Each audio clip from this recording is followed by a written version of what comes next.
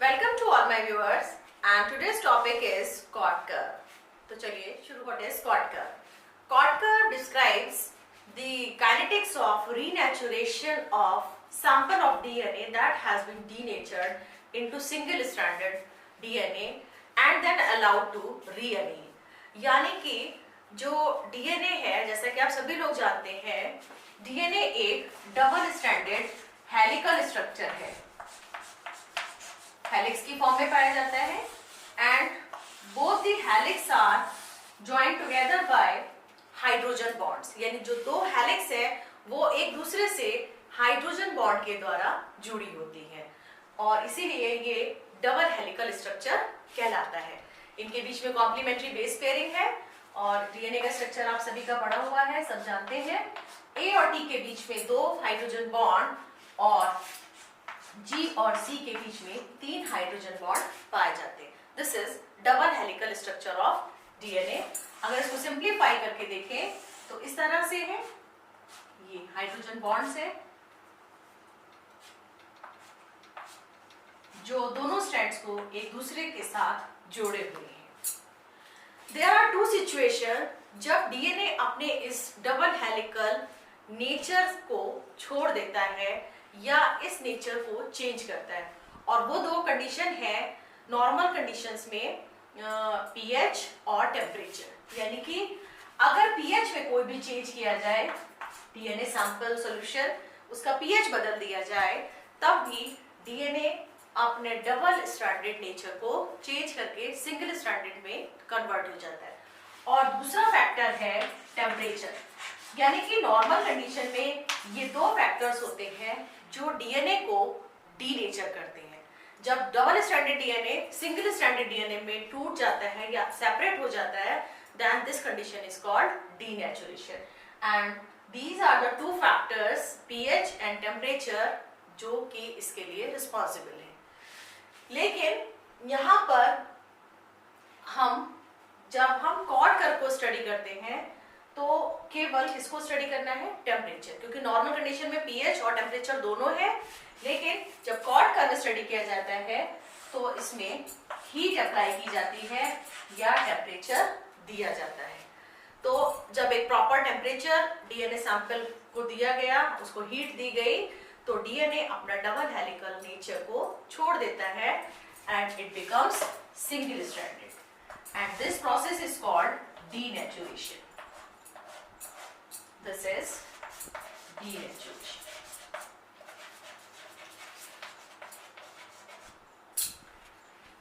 And after that, when it is allowed to cool, or you can say when heat is removed and it is allowed to cool, then DNA again revives its double helical nature।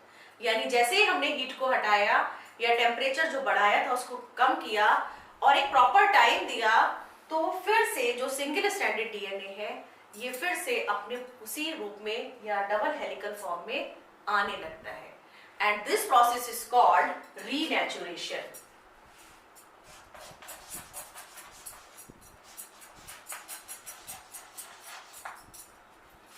ये फिर से हो गया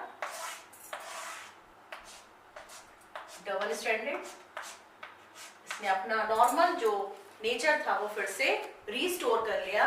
this is called renaturation.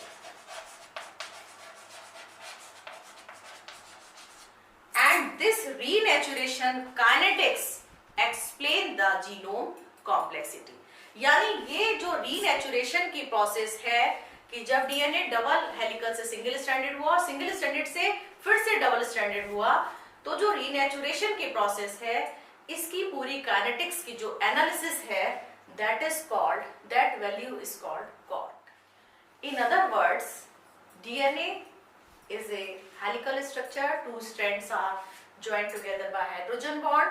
When heat is applied, both strands get separated by the breaking of hydrogen bond, and this is the diagram is showing here that these are the two strands which are separated now, and when temperature is again heat is removed or it is allowed to cool, then they again become joined together by hydrogen bonds. This process is called denaturation and this is called renaturation. And renaturation kinetics is known as Cort curve. तो ये रीएसोसिएशन kinetics या renaturation kinetics को हम क्यों study कर रहे हैं या कॉर्ट कर्व से क्यों इसको डिस्क्राइब किया जाता है? तो इसका बहुत सिंपल सा जवाब है कि if you want to know the complexity of an organism, यानी किसी ऑर्गेनिज्म की जीनोम की कॉम्प्लेक्सिटी को अगर आप जानना चाहते हैं तो उसको आप रीनेचुरेशन के द्वारा या रीनेचुरेशन काइनेटिक्स के द्वारा आप स्टडी कर सकते हैं। आगे आप इसको ग्राफ से समझेंगे कि एक जो जीनोम है नॉर्मली यूकैरियोटिक जीनोम, वो कई तरह की सीक्वेंसेस से मिलके बना है। कुछ सीक्वेंस है जो कई बार रिपीट होती हैं जिन्हें बोलते हैं हाईली रिपीटेटिव सीक्वेंस। कुछ सीक्वेंस है जो बिल्कुल यूनिक होती है, या तो एक कॉपी प्रेजेंट है पर हैप्लॉइड जीनोम या एक या दो कॉपीज प्रेजेंट है, वो कहलाती हैं यूनिक सीक्वेंस।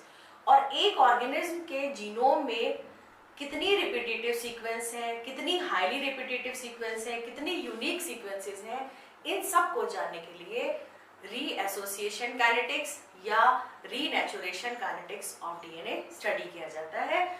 और उसके लिए एक वैल्यू दी गई है, that value is known as cot value. और जब इसको हम एक ग्राफ में प्लॉट करते हैं, लॉग सेमी लॉग ग्राफ में इसको जब हम प्लॉट करते हैं तब एक कर्व मिलता है, that curve is known as cot curve. तो अब इसको एक्सप्लेन करते हैं। पहले बताएंगे आपको कि कॉट वैल्यू क्या है और उसके बाद कॉट कर्व क्या है।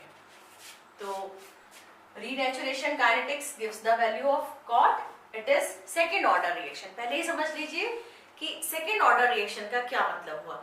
सेकेंड ऑर्डर रिएक्शन का मतलब होता है कि जब कोई भी रेट कांस्टेंट या कोई भी वैल्यू, कोई भी केमिकल रिएक्शन दो रिएक्टेंट्स के प्रोडक्ट पर डिपेंड करती है।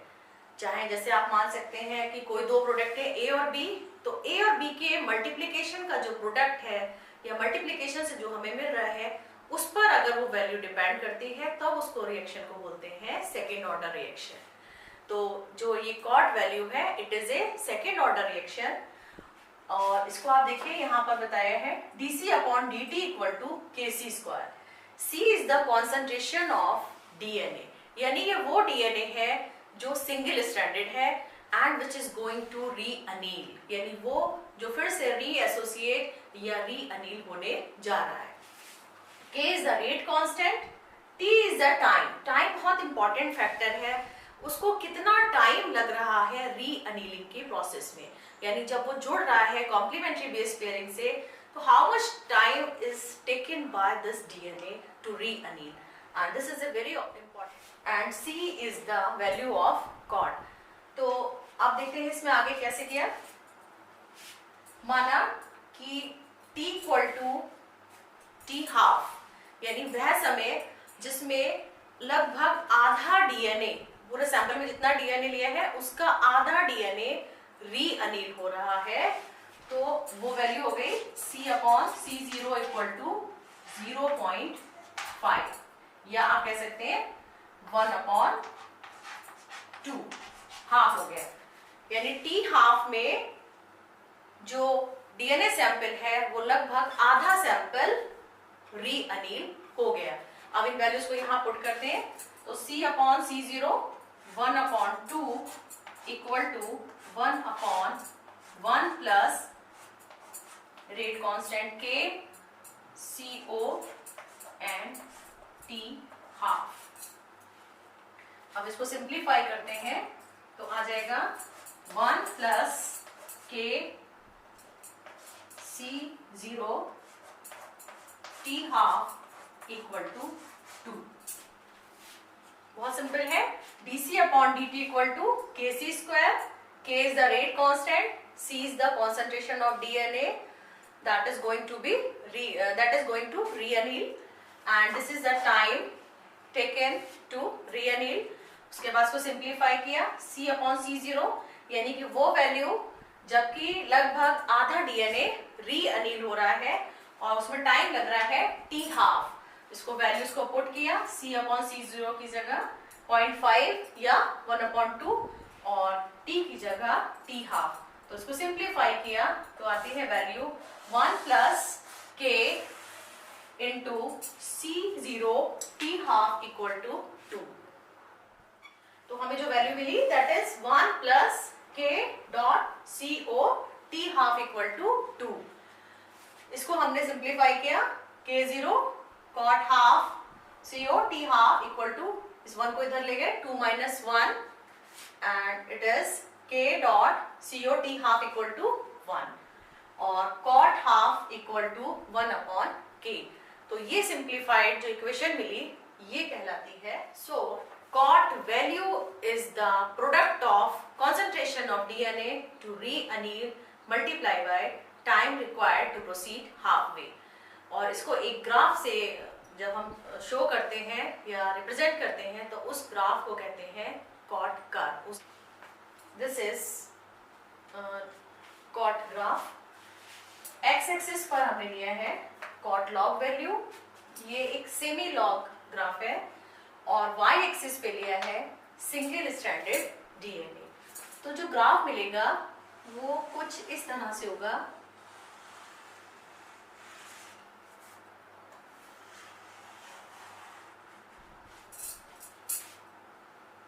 तो इस ग्राफ को आप देखिए, इसको समझिए। ये पॉइंट है मैक्सिमम जहां पर कॉट लॉग की वैल्यू मिनिमम है, यानी एक्स एक्सिस पर वैल्यू मिनिमम है और वाई एक्सिस पर वैल्यू मैक्सिमम है। तो वहां पर ये जो पॉइंट है, ये पॉइंट इंडिकेट करता है कि इस पॉइंट पर पूरा डीएनए सिंगल स्ट्रैंडेड है और अभी उसमें रीअनीलिंग और रीएसोसिएशन स्टार्ट नहीं हुआ है, यानी यहां पर मैक्सिमम कॉन्सेंट्रेशन है सिंगल स्ट्रैंडेड डीएनए की and which is going to reanneal, that DNA is going to रीअनील।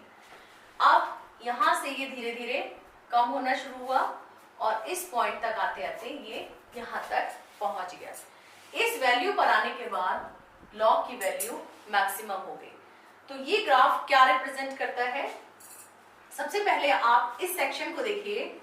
इस सेक्शन में जो कर्व है वो ये इंडिकेट करता है कि जो जीनोम में हाईली रिपीटेटिव सीक्वेंस हैं उनकी रीअनीलिंग या रीएसोसिएशन सबसे पहले होगा और सबसे फास्ट होगा, क्योंकि एक जीनोम कई तरह के सीक्वेंस से मिलकर बना है। तो जो हाईली रिपीटेटिव सीक्वेंस है वहां पर रीअनीलिंग की प्रोसेस तेज और सबसे पहले कंप्लीट होगी।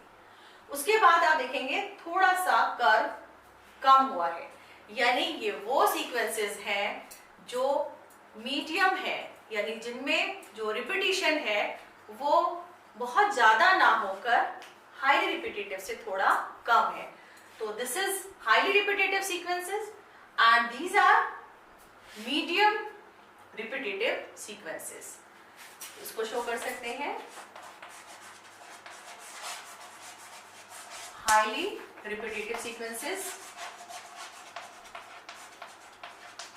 जो सबसे पहले रीअनील हुए, उसके बाद जो मीडियम रिपीटेटिव सीक्वेंस है, और सबसे बाद में इस पॉइंट से यहां तक ये वो सीक्वेंसेस हैं जिनका रिपीटिशन या तो बहुत लो है या बिल्कुल यूनिक सीक्वेंसेस हैं।